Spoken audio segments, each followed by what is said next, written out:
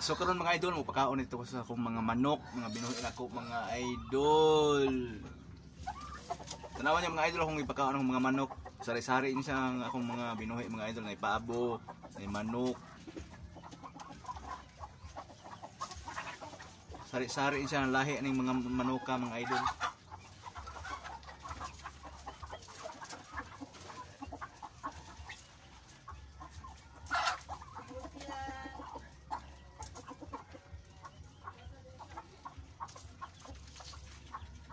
Pasensya na kayo karon mga idol ha, kay medyo taas pa kayong adlaw, sulaw-sulaw pa siya. Ako ipakita ninyo nga pagpakaon ko sa mga manok.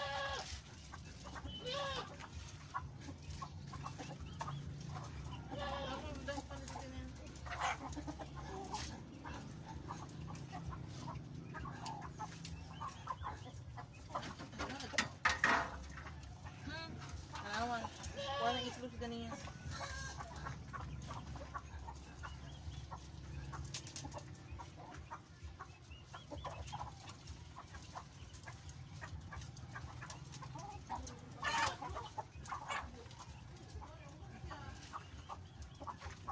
Nakita niyo mga idol, mga binuhi nga sari-sari.